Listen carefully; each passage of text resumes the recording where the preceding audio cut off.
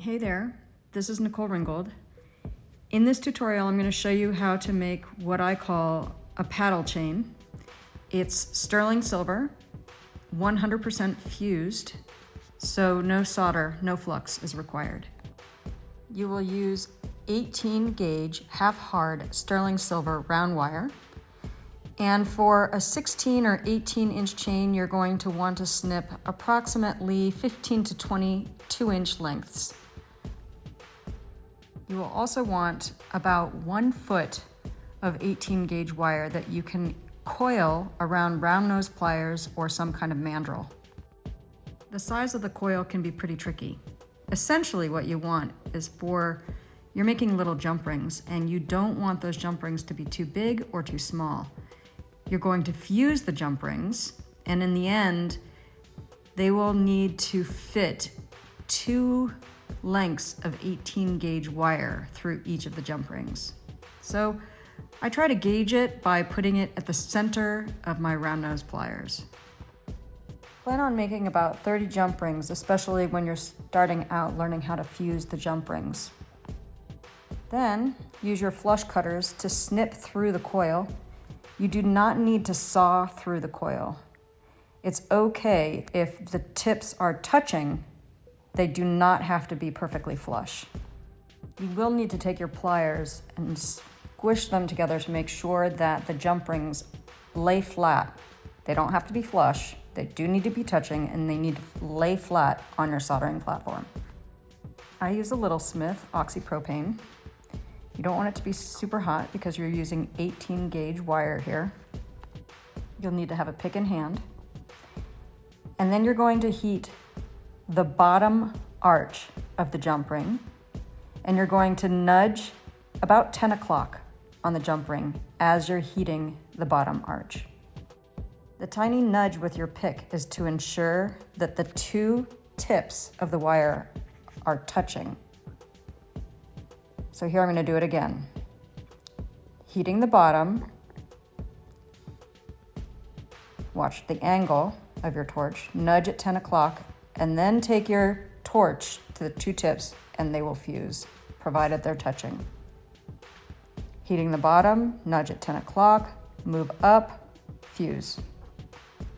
Do that again. Heating the bottom, watching my angle, nudge at 10, move up, fuse. And then you'll want to hammer the circles so that they're nice and flat. To create the end of the chain, you're going to snip the 18 gauge wire at about 1.5 inch lengths, and then you're going to fuse them to some larger jump rings. Here I'm going to show you, I have an open, unfused jump ring, and there's my additional link. And I'm going to make sure, just like with the little jump rings, make sure that they're flat when I put them on the surface. And then I'm going to heat the bottom arch,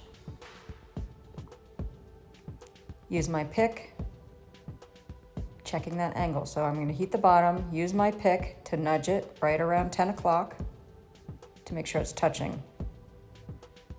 That didn't quite work, so do it again. There it fused. Now I'm going to take the 1.5 inch length of wire, make sure that I have the flush side up against the already fused jump ring. And I'm going to use my pick to, as I'm heating, try to get it in closer so you can see. I'm going to use my pick so that as I'm heating, I'm going to nudge it inward toward the jump ring to make sure that it's touching.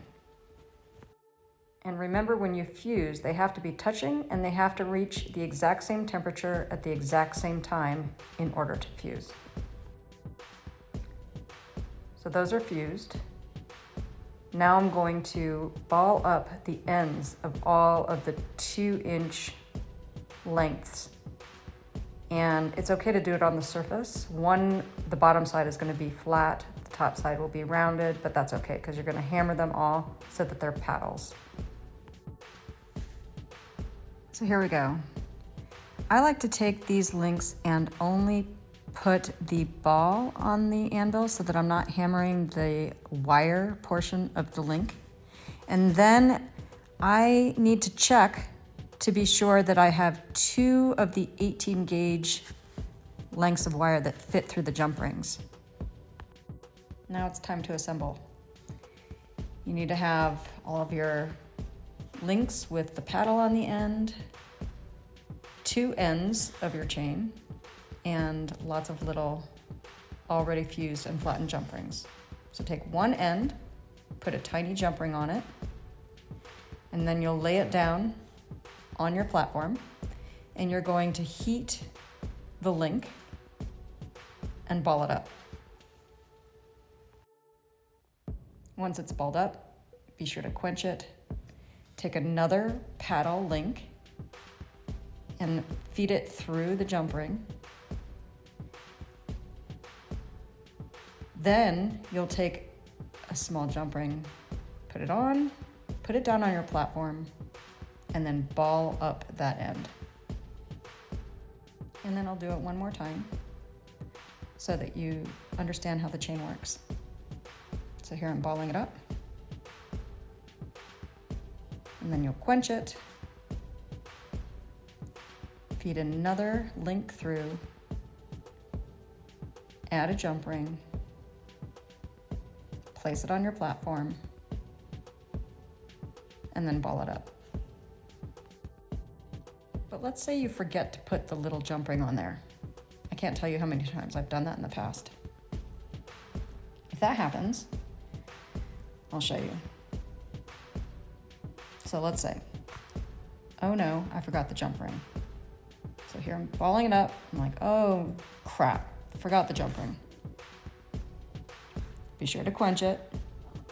And then you'll snip off whatever you've balled already. And you can either take the ball or another piece of scrap. Be sure to put the jump ring on. Put it down on your platform, put a scrap or that ball up against the wire that's on your platform, and then you can just fuse it together and ball it up. Fusing is magic. Once you learn how to do that, there's so many things you can fix. When you reach the end of your chain, you'll take the last link and put a jump ring on it, and then take the other side. You're going to create a crisscross through the jump ring. Put those down on your work surface, and then ball up both.